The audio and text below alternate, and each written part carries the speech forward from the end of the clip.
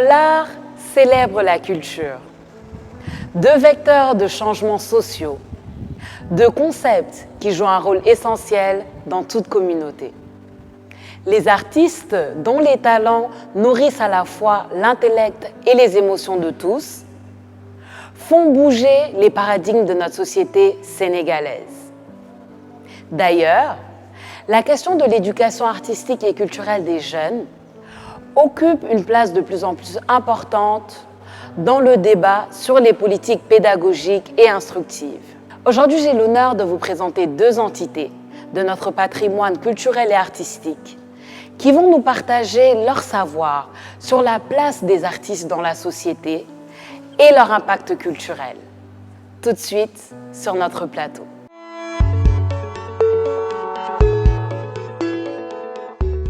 Chers téléspectateurs, bonsoir et bienvenue dans votre émission Idées sur ITV, votre émission où nous menons des débats de fond sous la bonne forme. Aujourd'hui, j'ai le plaisir de recevoir sur mon plateau l'un des plus grands noms de la mode africaine, Madame Oumoussi, bonsoir. Bonsoir. Et l'un des plus grands maîtres de cérémonie et hommes de théâtre que le Sénégal ait connu, Monsieur Pape Faye, comment allez-vous?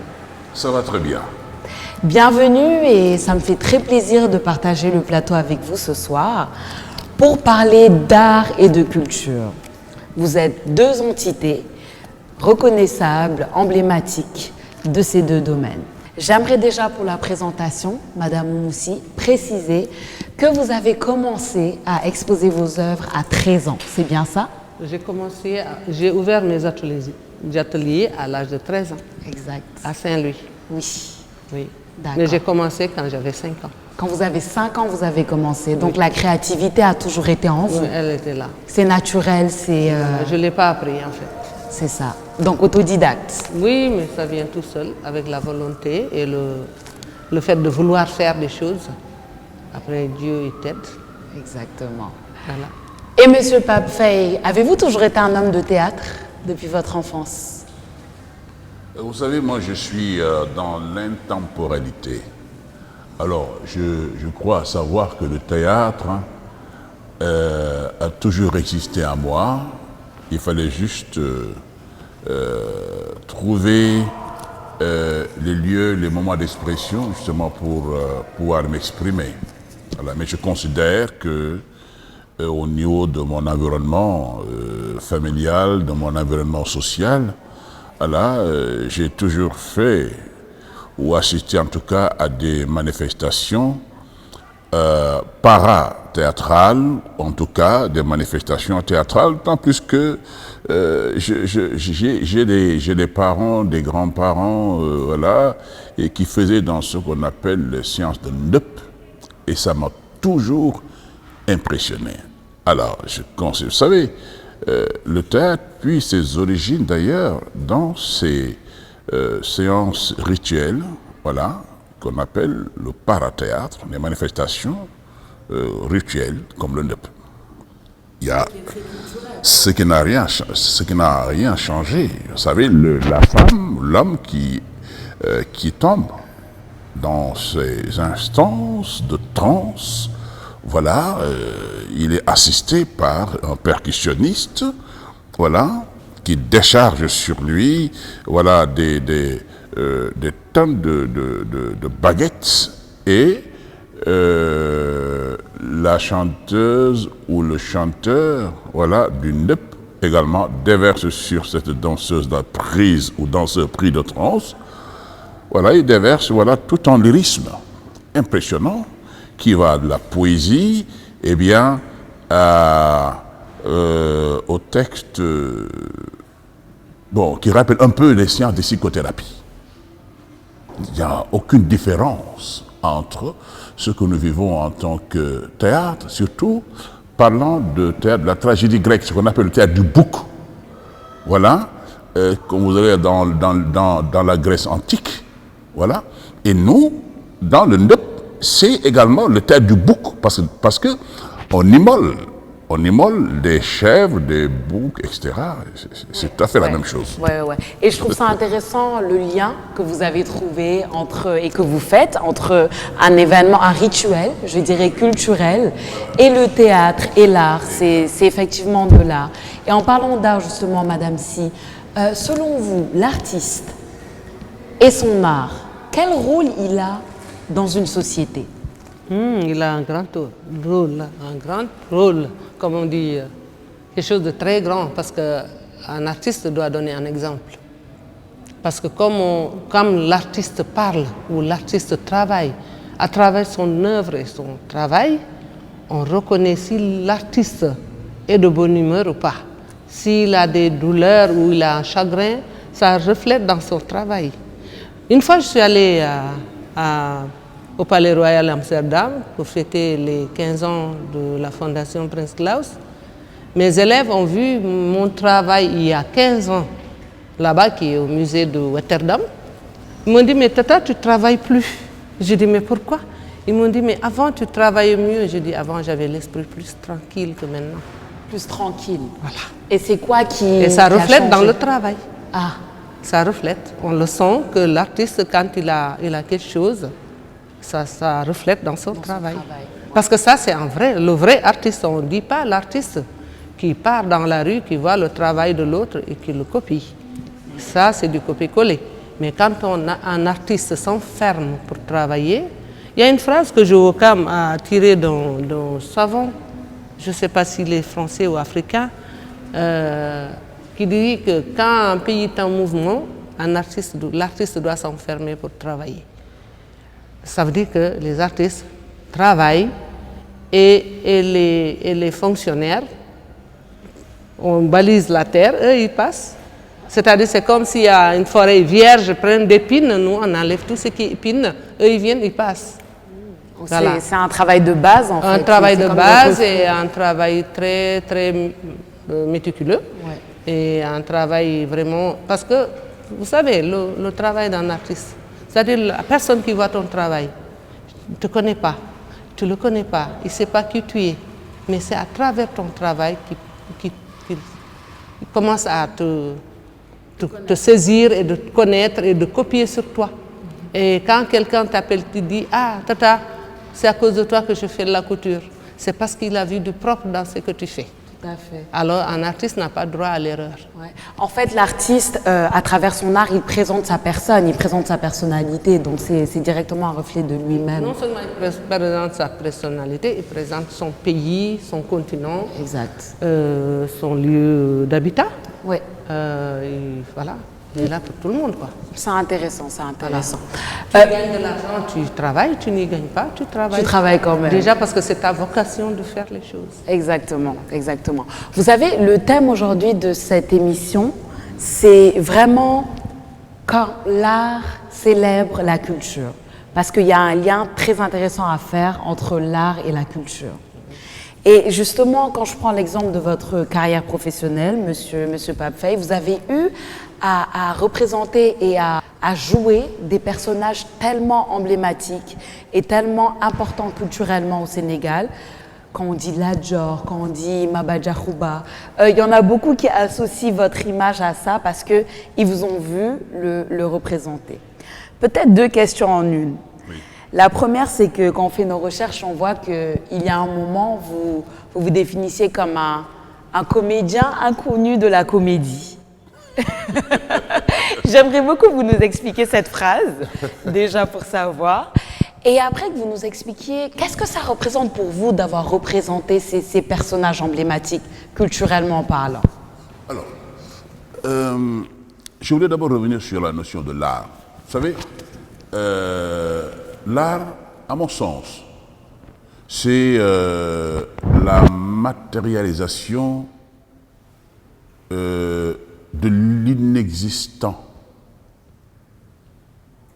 Voilà. C'est le soin de savoir remplir le vide. Voilà.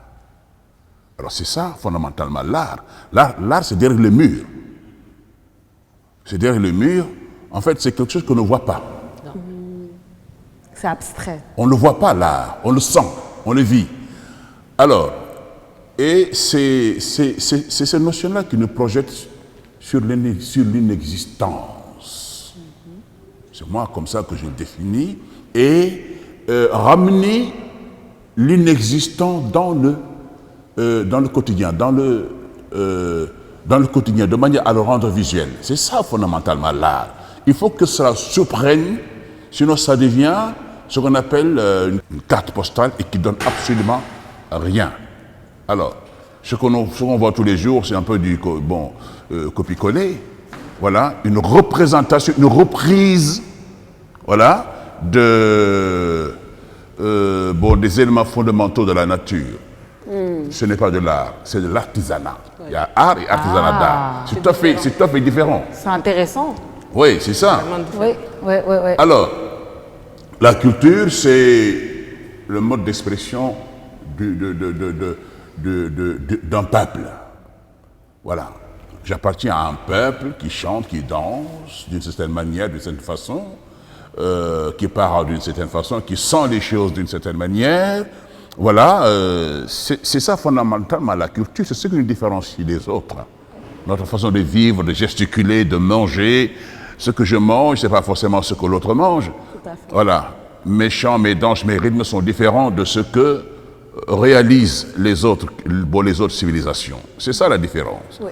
Maintenant, concernant les personnages proprement dits, que moi j'ai eu à l'occasion d'incarner, je me définis, vous l'avez dit, un inconnu de la comédie. Quand je parle de la comédie, c'est justement faire un peu du maillet, etc. Pour faire. Je ne sais pas faire rire les gens, au contraire, je sais porter de l'émotion. Et c'est ça, voilà. Et le fait de porter l'émotion dans le cœur, justement, dans l'entendement, dans l'écoute, dans les vécus du quotidien, d'un peuple, de n'importe qui, voilà, c'est ça, la richesse, justement, du créateur.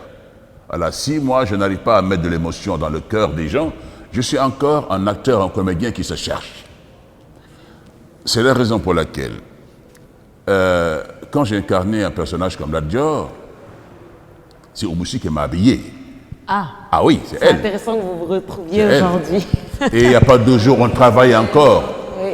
Il n'y a pas 2 jours, on travaille encore, Oui, Oumou Sy, pour l'aspect culturel. Elle amène ma voix partout. On la reconnaît, partout où est-ce qu'on entend, on reconnaît C'est ça. C'est-à-dire, il y a eu des écrits qui se sont faits Oui. pour vraiment parler un peu de chaque des personnages de chaque région, Voilà. c'est-à-dire les rois de chaque région, et c'est écrit. Et quand les écrits, ma fille, il a lu, et quand elle a entendu la voix de Pape Faye, elle me dit, mais Pape Faye a embelli les phrases. Mais c'est ça un artiste. Donner de l'émotion. C'est-à-dire Tout à fait. rendre le beau là où c'est pas beau. Tout à fait. De mettre du beau là où c'est vraiment fade. C'est De un- mettre du c'est sel. un grand rôle. Sans mettre du sel là où il n'y a pas de sel. Exact. Voilà. Et Parfois, quand je il dis- arrive à faire voilà. ça. Oui, oui. Sa voix arrive à Tout emporter à les fait. gens. Tout à fait. C'est-à-dire à les faire rêver. Oui. Voilà. Bien C'est-à-dire, moi, pourquoi je travaille avec Pape Faye? Parce que moi, à chaque fois que je travaille, c'est-à-dire chaque défilé, je ne me leurre pas. Chaque défilé, c'est comme si c'est la première fois que je défile. Parce que le public qui ne m'a jamais connu, ce public-là, je dois lui montrer mon travail. Tout à C'est-à-dire fait.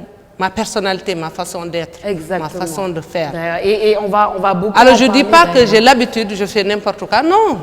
À chaque fois, c'est du, Mais c'est oui, du c'est- renouveau. à chaque fois, et on va y revenir Voilà. d'ailleurs tout à Et l'heure. pour l'histoire d'ailleurs, c'est elle qui m'a sorti une photo, là où j'ai moi-même un personnage que j'ai incarné, sans savoir que je l'avais incarné, c'est Abdelkader Khan, l'Almami Abdelkader Khan du Fouta. Voilà. Et en ce moment-là où je vous parle, je suis en train de travailler sur ce personnage-là et le personnage de Thierno Seleman Bal sur la révolution Torodo. Oui. Et Dieu, nous prions pour que Dieu nous donne les moyens de pouvoir réaliser cela. Il le faut. Le Sénégal a besoin de cela. Et quand je lance cet appel-là, les gens ils préfèrent jeter leur argent dans des cérémonies festives. Ah, mais il faut le dire. Voilà. Et Oui. là, c'est important. Oui. Il faut qu'on le réalise. J'en ai parlé à Oumou, qui est en train de travailler sur les costumes. Voilà, du Fouta Toro d'alors, de la révolution de 1700 et quelques années. Sur les 1700. 33 Almami. Alors, Ouais. bon, alors, maintenant, je parlais de la Dior tout à l'heure. C'est important la question. Un personnage vous habite. Voilà, la Dior, tout le monde sait ce qu'elle représentait pour nous en termes d'honneur et dignité. Ouais. Voilà, et de défense de notre patrimoine. C'était ça la Dior. Oui. Alors, maintenant que j'ai eu à incarner ce personnage-là, ça m'a poursuivi. Et c'est pas de la blague. Ça m'a poursuivi, bien avant d'ailleurs que moi je n'incarne ce rôle-là. Celle qui se trouve être mon épouse aujourd'hui m'en avait fait la révélation, eh bien, Oui. 1 mois avant, parce qu'elle avait vu en rêve, habillée la Dior, elle ne comprenait pas. Quand elle m'en avait parlé, pour moi c'était tout simplement un rêve. Elle a des visions, Mais quoi. c'est quand le jour de la cérémonie d'intronisation, tu te De la souviens, Dior? de la Dior, c'était à Mbao, il y avait Oui. c'était encore à l'état de verdure. Habib Thiam était là en tant que Oui, Premier ministre pour venir assister à Il y la a- cérémonie il y avait une d'intronisation. tribune Ouais. officielle. Le soir, le film a été projeté, l'intronisation a été projetée à la RTS, elle s'est levée. Elle me dit, mon Dieu, c'est ce que j'ai vu il y a 1 mois dans le rêve.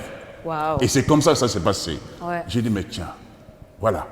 Et jusqu'au dernier coup de manivelle, le personnage ne cessait de me poursuivre, jusqu'au moment où, moi, j'ai eu un accident sur un cheval. Oui, Véritablement. véritablement, sur un cheval. Le cheval est... Je vois encore l'image du cheval qui est en train de compter ses dernières heures. Waouh. Voilà, du Nukawarati, Socrate. du Socrate. Voilà. Et la Dior a fini ses jours comme ça. Parce qu'il a il a fait ses adieux au peuple du Cayor. Ouais. Il y avait Malo. Malo à côté. Et il y avait son fils Mbahan. Il dit, mon fils Mbahan, je te laisse le Cayor. Et l'enfant qui conduisait le cheval avait le même âge que Mbahan. Tu vois, c'était- Lors de Le che- votre accident. Le cheval que j'ai cogné avec mon véhicule. Et c'était au rond-point de la Padoie. Diamano Bou, Bayal Lowol, Waouh. Dekhelé. Ça rappelle l'image de Dekhelé. Il y a des similitudes extraordinaires. Voilà, c'est ça. Et quand je suis allé à Dekhelé l'année dernière, j'ai vu le puits de Dekhelé et j'ai vu tout cet espace. Ça m'a rappelé, j'ai dit, tiens, ça c'est le rond-point de la Padoie. Voilà, c'est Il y avait des similitudes. Ouais. Et bizarre, il s'est passé après, le soir de l'accident. Le soir de l'accident, mon épouse m'avait vu en Aïe, rêve. ton épouse là, elle est Une bizarre. voix, attends, j'arrive. Elle voit tout, hein. C'est C'est une ton voix, marabout alors. c'est une voix. On l'a appelée au téléphone. Elle ne savait pas qui c'est. Elle répondait à l'époque. Oui. Elle n'a pas un téléphone chez elle. Elle répondait dans une autre maison, Oui. chez une de ses amies. Ouais. Alors quand elle a décroché, le monsieur lui a dit, est-ce que Pape Faye est de retour? C'était la question. Ma femme lui dit, mais qui êtes-vous? Il dit, non, je pose une question. Est-ce que Pape Faye est de retour? Ma femme repose dans mes questions, qui êtes-vous? Il a raccroché. Eh ben, dis donc. Et c'est ce jour-là que j'ai eu l'accident. Bizarre. Donc Très il y a des bizarre. similitudes dans cette Mais histoire. en C'est fait, pourquoi c'est- les personnages-là, quand on les porte, c'est tout à fait autre chose. Oui, Alors, Ils t'habitent, c'est quoi. pourquoi j'ai Oui, accepté ça de t'habite. m'identifier à ce héros. Bon, ça c'est l'épisode de la Dior. Bon, on peut en parler autant pour tout récemment quand j'ai incarné le Damel Makodoufal, Odophale, oui. donc qui est un héros Et je l'ai habillé encore. Encore. Bon, il y a aussi d'autres personnages comme Major. Ouais, mais en fait, c'est intéressant cette histoire parce que ça, deux choses que moi je retiens, c'est à quel point un artiste tout ce qu'il renvoie à l'univers souvent reste connecté à lui parce que c'est des personnages qui vous habitent, c'est des personnages qui restent en vous, et aussi la dimension culturelle, à quel point elle est importante, la dimension culturelle par rapport à tous les deux vos arts. Par exemple, nous aussi, on sait que vous avez repris plusieurs, pour ne pas dire la totalité des costumes des grands héros, des rois et des reines africaines. J'aimerais bien savoir pourquoi est-ce que, et à quel moment, qu'est-ce qui s'est passé quand vous avez pris la décision de faire ce projet-là, de reprendre les costumes des rois, des reines africaines et d'étudier justement la civilisation africaine, la culture africaine pour la retransmettre dans votre art en fait. C'était quoi le but de faire ça et qu'est-ce qui vous a poussé? Le but est venu quand mon père est décédé à Podor. D'accord. J'avais 5 ans. Et on m'a envoyé en Casamance, c'est ma grand-mère. Et ma petite sœur est restée à Podor. Et quand je suis arrivée chez ma grand-mère, il était dit que moi, à l'âge de 9 ans, je devais retourner à Podor parce qu'on devait me donner en mariage. À 9 ans. Mais oui, c'est comme ça. J'allais chez ma tante et le jour où tu seras... parce que les filles, avant d'être majeures, déjà, on peut te donner en mariage. Oui, ça arrive. Voilà. Alors, à moi, quand j'ai vu les cordes là attachées, là, il y en avait plein. On m'a dit c'est plusieurs prétendants. Si c'est pas lui, c'est l'autre. Moi, j'ai pris chercher un couteau, j'ai tout coupé. Et je dis à ma grand-mère, pourquoi? Parce qu'on me dit, mais ton rang social ne te permet pas d'attendre 15 ans pour te marier. Tu deviendras vieille fille. Alors, j'ai dit, mais pourquoi? Elle me dit, parce que ta maman, non seulement elle est shérif, et que ton papa est un Helmodi Nalla. C'est-à-dire, nous, on est de Diatar, on est de la même lignée que Aladji Malick Sy. C'est la même famille d'ailleurs, parce que dans leur généalogie, il doit être du rang de mon père. D'accord. Voilà. Alors, il y a certaines choses que nous, on n'a pas le droit à faire. J'ai dit à ma maman, à ma grand-mère, de me raconter, de faire des contes, de me raconter l'histoire de ces gens qui ont mis cette loi de rois et reines. Je veux savoir pourquoi il y a les rois, il y a des reines, il y a des esclaves, il y a des castés, bijoutiers, consorts. Je veux savoir pourquoi. Alors, chaque soir, elle me faisait un conte d'un roi. Et j'insistais jusqu'à ce qu'elle termine. Et le lendemain, je reconstituais le palais royal et les personnages, je les faisais en poupée. Et je faisais toutes ces petites tâches ménagères pour qu'elle me raconte encore un autre conte. C'est-à-dire, moi, j'ai grandi avec les contes. Et quand on m'a pris de la Casamance, on m'a amené à Saint-Louis, ma maman était à Podor, ma maman était mariée avec un éducateur qui a poursuivi mon éducation. Et quand on devait me donner en mariage, à chaque fois, je faisais une grève de faim et mon père adoptif disait « Attendez l'année prochaine ». Elle est trop maigre, attendez l'année prochaine. Wow. Alors, c'est comme ça que jusqu'à l'âge de 16 ans, je me suis mariée. C'est pour ça que c'est à l'âge de 13 ans que ma maman a accepté que j'ouvre mon atelier à Saint-Louis. Parce qu'on était déjà venu à Saint-Louis. Alors, depuis lors, moi, j'ai commencé à travailler sur les costumes des rois et reines d'Afrique. Depuis que l'Afrique était unie, jusqu'à ce que les colons sont venus, nous ont dispersés. Ça n'empêche pas. On sait qui est qui. Moi, je sais qui est qui et quels sont les détails de vêtements et tout, parce que c'est ça que j'ai appris à faire. C'est ça que j'essaye de faire avec les conseils de mes grands-pères et des personnes âgées. Parce que je ne marchais pas avec des gens de mon âge. Je passais toujours tout mon temps avec des personnes âgées, pour pouvoir reconstituer maintenant tous ces costumes des rois et reines d'Afrique. Parce qu'avant d'aller vers au-delà, vers ailleurs, il faut d'abord savoir avoir un point de départ. Oui, c'est important. Si tu sais d'où tu viens, de quel rang de famille tu es, et quelle est ta caste, quelle est ta lignée, etc. On sait que personne n'est né esclave. Mais bon, on peut naître dans la maison des esclaves. Voilà, mais on est tous nobles. Bien sûr. Mais il y a des rangs quand même. Bien sûr. Et alors, depuis lors, moi, j'essaie de faire des choses qui sont vraiment déjà de mon continent avant d'aller en dehors de mon continent. C'est directement lié à votre histoire. Après, bon, on avait les hit parades, on avait les Salut les copains, les Mademoiselle Ange Tendre, on écoutait tout le monde, et on écoutait la voix de l'Amérique parce qu'il n'y avait que de la radio. On se réveillait à 5 heures du matin pour écouter les émissions. Mais bien sûr, ce n'est pas une fermeture. Et puis, mon père adoptif me dit, toi, tu ne vas pas à l'école, mais tu peux aller au cinéma tous les soirs. Alors, le cinéma était à côté de nous, on habitait sud, le cinéma Vox était là. Chaque soir, je regardais 2 films. Ah, c'est ça. Parce que moi, j'amenais le thé au cinéma parce que lui, il regardait les films aussi. Non, c'est un shérif, il faut qu'il boive du thé, alors je lui ai amené du thé. Ouais. On était il était vraiment très attaché à moi. Et vous avez une histoire qui est directement liée justement à votre art et c'est magnifique de le voir. J'aimerais revenir maintenant sur une question un peu plus générale par rapport aux œuvres des artistes de manière générale. Oui. Monsieur Pape Faye, on voit souvent des artistes qui, à travers leur art, dénoncent des enjeux sociétals et pas des problématiques de la société. Est-ce que vous pensez que ça pourrait être un des rôles fondamentaux de l'artiste, que de parler de ce qui se passe dans sa société pour essayer de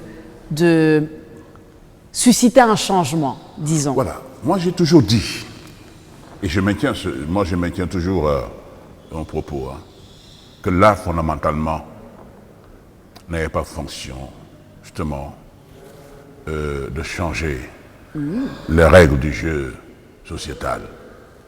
L'art fait rêver, fait vivre. L'art pose des questions, propose des solutions. C'est ça fondamentalement. Ce qu'on nous propose par exemple dans les télévisions sous forme de sketch, souvent ça peut être de l'art de commande, ce qu'on appelle, ou le théâtre de commande. On voudrait que les gens se conduisent comme ça, changer des comportements. Ça, c'est pas du théâtre, du tout. Voilà, c'est commandité, mais fonction véritablement de l'art. Il faut que ça soit de l'imaginaire. J'ai été avec Oumoussi en Belgique. Elle a défilé là-bas. Les Belges, même ceux qui n'étaient pas des Belges qui étaient là, étaient émerveillés par le travail qu'Oumoussi avait fait et qui ne se voyait nulle part. Et c'est ça qui avait impressionné le Toubab. Et encore une fois, et peut-être qu'elle ne se souvient pas, elle a créé une robe laser. la robe cyber. Hein? La cyber-robe. La cyber-robe. Mais ça n'existe nulle part au monde. Vous proposez... Mais à Genève, ils m'ont dit que c'était avant-gardiste. C'était fou, c'était très avant-gardiste. Oumoussi avait osé... L'idée n'était pas africaine. Elle avait osé aller acheter un peu partout des CD. À l'époque, c'était la première fois que les CD sortaient dans le marché pour la première fois. Ouais. Et il y en avait peu au Sénégal. Ouais. Elle est allée les acheter cher pour en faire une robe. Le jour de l'ouverture du centre culturel d'Outasek. Vous voyez un peu. Encore une fois, il faut que les gens le comprennent. Fondamentalement, le théâtre, en dehors de ce qui peut ressembler à ce qu'on appelle le théâtre d'inspiration historique. Ouais. Voilà. Nous avons besoin justement de galvaniser un peu nos héros à travers ce qu'ils ont fait, justement, de pousser nos générations, les générations actuelles et à venir, voilà, de les orienter sur ces, je sais pas, sur ces actes de valorisation du patrimoine historique. Voilà. De jam, de ngor, de fit. Hein? C'est sur cela que nous devons orienter nos jeunes. Mais justement... Ça, je suis d'accord. Oui. Mais par contre, tout ce que nous faisons, justement, que les gens appellent du théâtre, c'est de l'art pour l'art. C'est du théâtre pour du théâtre, mais fondamentalement, n'a pas fonction. Parce que depuis combien d'années on a commencé à faire du théâtre? Est-ce que ça a changé les règles du jeu sociétal? Rien du tout. Voilà. Nous avons besoin justement d'un théâtre qui fait rêver, voilà, et qui a ses fonctions thérapeutiques. Tout à fait.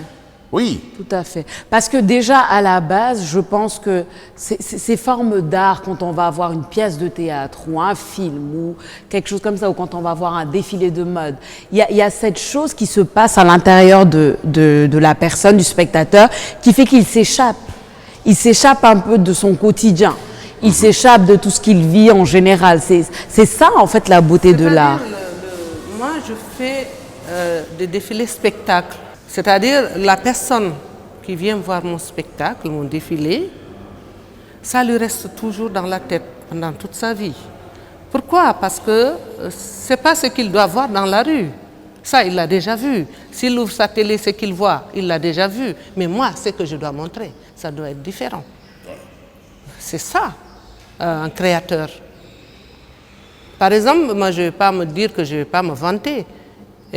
Par exemple, le festival de Cassel, il y a une année, c'est moi qui ai fait la clôture, où il y avait tout le monde entier. Ça a lieu tous les 5 ans. Et pour faire la clôture, 4 heures de spectacle, j'ai amené la collection que j'ai faite, collection Boursine, hommage à Senghor. J'ai défilé sur la voie de Senghor et les tam-tams de Dounia et Rose. 4 heures de spectacle, on m'a donné toute une gare à Cassel. Et les gens sont restés debout 4 heures de temps. J'ai fini mon défilé, ils m'ont demandé de faire bis. J'ai dit, mais ce n'est pas une musique, ça. Parce que si c'est un concert, le musicien, il vient, il fait encore un show, il part. Je comprends. Mais ce n'est pas un défilé chorégraphique où c'est calme, où tu as au moins 100 et quelques mannequins que tu fais défiler avec une chorégraphie et tout. Et maintenant, on te dit bis, mais les habits, on les a déjà enlevés. Non, c'est sûr, c'est sûr. On ne va pas les remettre. Moi, Vous voyez, c'est des genres de spectacles comme ça que les gens ont besoin.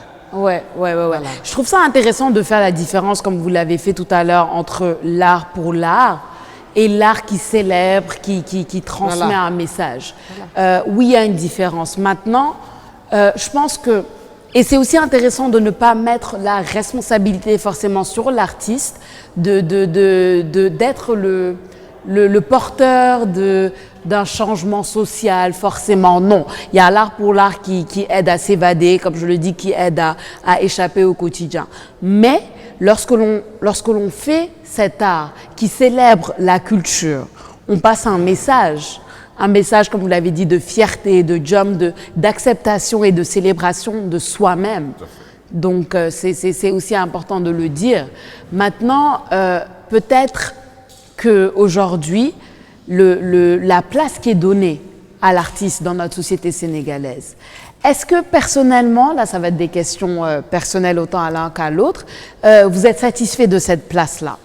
La notion d'artiste, la manière dont l'artiste est vu dans notre société, qu'est-ce que vous en pensez? Pour ça, je pense que il incombe, la responsabilité incombe à l'artiste. Okay. D'abord, rien à l'État. Parce que l'État, ce qu'il peut faire, c'est peut-être, quand je dis l'État, c'est en fait les structures qui se chargent un peu d'accompagner, soit financièrement ou matériellement, voilà, la création. Voilà. Mais c'est à l'artiste, au créateur, entre guillemets, voilà, de se faire une image de soi-même. C'est important le soi-même, l'estime de soi-même. L'artiste a, à mon avis, fondamentalement, sa première fonction, c'est de pouvoir d'abord se déconstruire. Voilà, de tout. Et de renaître ailleurs. Voilà. C'est ça qu'il nous faut. Et de savoir rebondir. Rebondir ailleurs. Sinon, ça n'a plus sinon, on ne peut plus parler d'art. C'est un artiste qui se dit, bon, il y a des étrangers qui sont arrivés, je suis bloqué, c'est que ce n'est pas un artiste. Ah, oui. Parce qu'un artiste n'est jaloux de personne. Parce qu'il est lui-même un artiste. C'est-à-dire que ce n'est même pas la peine qu'il gagne beaucoup d'argent, mais l'essentiel qu'il fasse des choses qui soient comprises par son peuple, ou par le public, ou par les gens. Voilà. C'est à lui de le faire. Oui. Mais ce n'est pas à l'État de le faire. Oui. L'État, il est là. Par exemple, quand moi je fais mon défilé, s'ils croient à moi, s'ils peuvent mettre de l'argent, ils mettent. S'ils ne mettent pas, ça ne m'empêche pas, moi, de faire mon défilé. Oui. Ça ne m'empêchera pas. Non. Si ma papa me dit, bon, moi-même, per diem, avec mes jeunes, c'est comme ça, je le mets dans une enveloppe, je le mets de côté. Je n'attends pas l'État. Oui. Si l'État vient, c'est bon. Si l'État ne vient pas, moi, je règle. C'est tout. C'est ça. Voilà. Mais vous avez levé une question importante et il faut en parler, c'est la question financière, la question économique, parce que souvent il est perçu que le rôle d'artiste est un rôle assez ingrat. Pourquoi? Parce que l'artiste, en général, basiquement on va le dire, vit de passion, c'est-à-dire qu'il fait son art parce qu'il est passionné par son art. Et donc, il s'y donne à 200%. Mais, et vous venez de dire, s'il ne gagne pas beaucoup d'argent, c'est pas grave. Mais est-ce que ça ne le met pas dans une position aussi trop ingrate dans le fait que faire quelque chose que l'on aime passionnément tous les jours, on devrait quand même être capable d'en vivre ou pas? On devrait pouvoir en vivre normalement, aisément, matériellement. Ça, c'est sûr. C'est tout simplement ce que j'ai dit tout à l'heure. Si on le fait bien. Quand l'art c'est un outil, à mon avis, voilà, qu'il faut tous les jours polir, voilà, lui donner voilà, sa substance, voilà, de manière à ce que, une fois devant le public ou devant n'importe quel visiteur, hein, il puisse être émerveillé. Voilà, c'est ça. Mais ça, c'est la main de l'artiste. Une main, ça se travaille. Une main, ça se travaille. L'esprit, ça se travaille aussi. Il faut que l'artiste ait une vision profonde de son métier, de faire aimer ce métier. Mais si, par exemple, vous allez dans des considérations du visu, voilà, voilà, ce que tout le monde connaît, ce que tout le monde voit, ça n'intéresse personne finalement. Vous allez produire beaucoup de déchets et personne ne va les consommer. Non. Les gens vont consommer ce qu'ils n'ont pas. C'est comme un ventre. Le ventre, quand il est vide, a besoin de quelque chose. L'art, l'émotion a également besoin, justement, de vie, de vivre. Justement, à partir de quoi? Des éléments nouveaux, des éléments qui surprennent, on a envie de les mettre pour être dans un... Bon, comment on appelle ça encore? Voilà, je pense que... Pour faire rêver, quoi.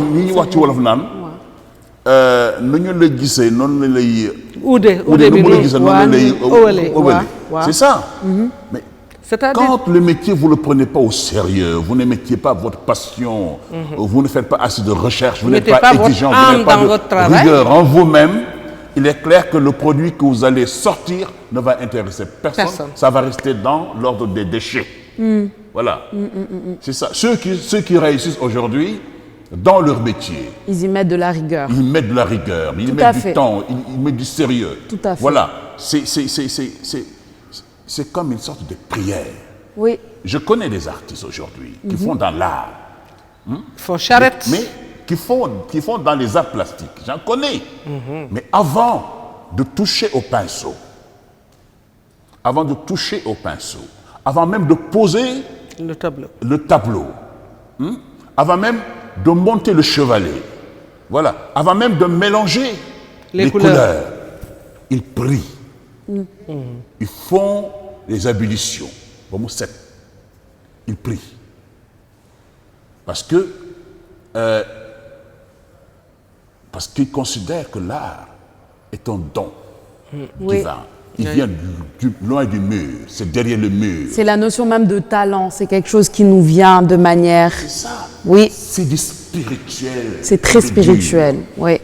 C'est du spirituel pur et dur. Ce que Oumoussi montre, voilà, quand il expose, quand il défile, et les gens sont là, abattus, émerveillés. Mais c'est parce que ça vient de l'au-delà. Hein? Donc, à mon avis, un artiste ne doit pas penser avant à l'argent. Au gain financier. Au gain financier, à l'argent. Mais il doit penser déjà à être à la hauteur de ce qu'il est en train de créer. Tout à fait. Tout à fait. Il faut être à la hauteur du public qui te regarde. Ouais, ouais. Et là, tout de suite, l'argent arrive. Les gens, ils passent les commandes. Vous allez chez Joe Wakam, paix à son âme. Paix à son âme. Paix à son âme. Qui est l'ami, qui est un ami, un grand ami à nous deux. C'est Joe Wakam qui a préfacé mon premier ouvrage poétique. Paroles de l'infini. Ouais. Oui. Alors, il a écrit, il a fait la préface chez lui, sous le grand fromager là, assis par terre, entouré de feuilles d'arbres, etc. Mais vous allez chez Joe Wakam, à l'époque, c'est qu'il a réussi à transformer l'innommable en quelque chose d'extrêmement précieux.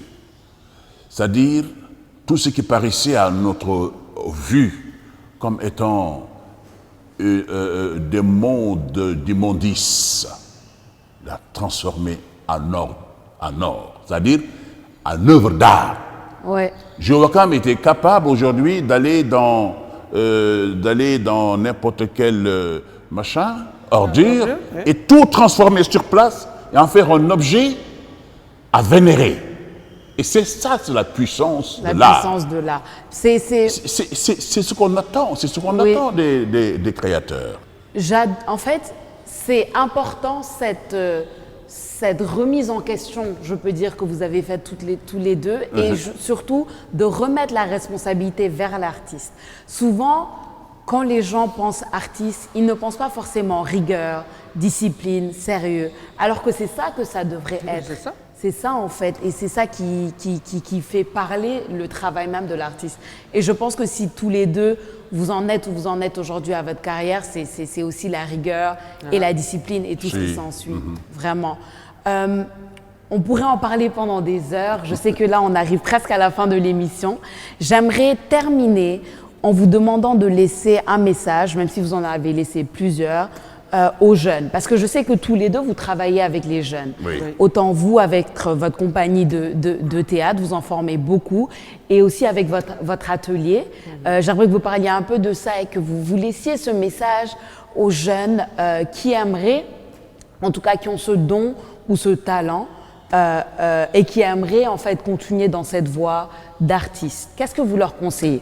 En commençant par Madame Si. Non, moi personnellement, je leur conseille la rigueur et le respect de soi-même, et de savoir que la personne, dès qu'elle est artiste, elle est indexée, qu'elle doit vraiment, c'est-à-dire ce que les Wolof disent, les gens peuvent raconter ce qu'ils veulent, mais toi, tu as une détermination, tu as une voie à suivre, tu as un exemple à donner, alors tu la donnes. Mais tu la donnes bien. Tout ce que tu dois créer, il faut bien le créer. Parce que tu ne vas pas dire qu'il y a des étrangers ici, ils vont me bloquer par-ci, par-là. Non. Il faut toujours innover et créer. Surtout créer, pas copier, créer. Parce que chacun a quelque chose que l'autre n'a pas. Il faut le mettre en valeur. Un message très concis et très pertinent. Monsieur Papefeuille. Oui, moi ce que je dis toujours par rapport aux jeunes, et je n'ai de cesse de le répéter, ce métier est un métier qu'il faut exercer avec beaucoup de passion, c'est vrai, mais il ne faut jamais se presser. Jamais. Voilà, il faut prendre toujours du recul et se dire chaque fois, je suis un débutant. C'est le message que Douta Seck, le grand Douta Seck, qui est notre mentor à tous, nous disait. Patience et rester humble. Toujours. Mais aujourd'hui, la remarque que je fais, l'artiste, une fois qu'on lui donne la chance de tourner dans une série, il fait 2 ou 3 épisodes. Il porte le ciel et la montagne sur sa tête. La tête qui enfle, comme on dit. Il se gonfle. Il se gonfle. Or, la série, c'est quelque chose de... Les séries télévisuelles, mais c'est quelque chose d'éphémère, c'est feu de paille. Ça vient et ça passe. Ça passe. Voilà. Nous avons encadré des jeunes, au niveau de l'ARCOTS, par exemple, qui, voilà, au bout d'une saison, ont régné sur la place. Mais après, on ne les voit plus. Bien sûr. Ils ne viennent plus aux répétitions, ils ne viennent plus, sauf 1 ou 2 qui viennent de temps en temps. Mais le reste, c'est fini, c'est les stars. Or, le monde ne vient que de commencer. Oui, le monde ne vient que de commencer. Non, il faut plus d'humilité, plus de simplicité, voilà. De la patience. Et travailler davantage. Il faut travailler. Tout à Parce que fait. ceux qui désertent le plateau de théâtre pour aller à la télévision, pour jouer sur des séries, etc., hein, quelquefois, ils perdent même le mouvement de la scène. Ils ne savent plus comment marcher sur la scène. Ils n'ont plus le vocabulaire théâtral. Ils n'ont plus la grammaire de la diction théâtrale. Ils perdent tout. Ils perdent tout. Il faut qu'ils reviennent au théâtre, voilà, pour se déconstruire. Nous allons les reformater. Ouais. Voilà. Et ça perd tout, intégralement. Oui. Et c'est ce qui est mauvais. C'est ce qui est mauvais. C'est le théâtre qui les a forgés avant, hein, Oui. jusqu'à ce qu'ils deviennent ce qu'ils sont devenus. Mais après, ils ont du mal à revenir. Mais s'ils ne reviennent pas, ils perdent beaucoup, ils ne savent pas. Il faut qu'ils reviennent. Une petite question de la fin. Vous avez parlé de Feu d'Outasek. On est au centre culturel Blaise Senghor. J'aimerais vous demander à tous les... Est-ce que vous pensez que les centres culturels jouent leur rôle dans le sens d'appui des artistes? Parce que je sais que tous les deux, comme on l'a dit, vous encadrez les jeunes. Qu'est-ce que vous pensez du rôle que les centres culturels jouent? Ah ben je ne sais pas, parce que moi je ne suis pas très impliquée centre culturel. Moi j'ai mes ateliers, je gère vraiment mes ateliers, je gère mes élèves, je gère mon personnel. Je ne sais pas, parce que je ne travaille pas souvent avec les centres culturels. C'est-à-dire, moi j'ai contribué que Doutasek soit pour les artistes. Oui. J'ai fait la pétition. J'ai parlé dans les télés et tout ça pour que ça soit un centre culturel pour les artistes. Oui. Et le jour de l'ouverture, j'étais là. Après, c'est fini. Oui. Voilà. Ben, vous avez fait votre appui et puis c'est voilà. ça. Donc vous avez joué et de temps en rôle. temps, si quelqu'un organise, m'invite, je viens, je fais mon travail et je pars. Mais je ne sais pas s'il y a un budget pour les artistes ou il y a des choses. Est-ce qu'il y a de l'argent pour ça? Moi, je ne sais pas où on prend l'argent. Moi, je pense que les centres culturels font leur boulot. Ah, Vous voilà, savez, le c'est à centre lui culturel, de non, répondre c'est vrai. Le centre culturel, tous les centres culturels, ce sont des lieux des lieux par excellence d'expression artistique et culturelle. Voilà. Il y a la lecture, il y a la bibliothèque, il y a la danse, il y a la musique, il y a les conférences. Ça, on retrouve ça dans tous les centres culturels. Alors, ce qu'on peut demander maintenant, c'est que la plupart des centres culturels n'ont souvent pas des moyens, justement, de faire tout ce qu'ils veulent faire. Mais ils accueillent toutes les formes d'expression artistique. Voilà, ils accueillent les conférences, les expositions, on en a parlé. Et il y en a qui accueillent des défilés. Voilà. Mais il faut encore doter de moyens conséquents à tous les centres culturels régionaux qui sont ici. Et voilà, pour pouvoir accompagner. Nous, en tout cas, nous ne nous plaignons pas. Parce qu'au niveau des ARCO, les ARCO travaillent beaucoup avec les centres culturels régionaux. Voilà, ils ont bâti leur siège là-bas. Nous, par exemple, au niveau de la Maison de la Culture de Doutasek, bon, c'est vrai, la Maison de la Culture de Doutasek, ce n'est pas le centre culturel Blaise Senghor, mais pratiquement, ils se ressemblent quelque part. Oui. De toute façon, nous, au niveau de l'Arcos de Dakar, c'est là où nous déposons notre valise. Quand nous répétons là-bas, nous faisons nos formations là-bas, et nous ne sommes pas les seuls d'ailleurs. Il y a aussi les cinéastes qui débarquent là-bas pour des séances de formation ou de coaching, etc. Bon, je pense qu'ils font du travail bien fait. Bon, peut-être que là, il faut peut-être déplorer, c'est souvent quelquefois le manque de moyens, et ça se comprend. Oui. Bon, voilà. D'accord. Écoutez, Monsieur Papefeuille, Madame Oumoussi, merci pour cette émission passionnante, enrichissante. Vous avez donné votre savoir, ou une partie en tout cas. On vous remercie beaucoup pour ça. Vous avez suivi votre émission Idées sur ITV, cette émission où nous tenons des débats de fond sous la bonne forme. Nous vous donnons rendez-vous prochainement.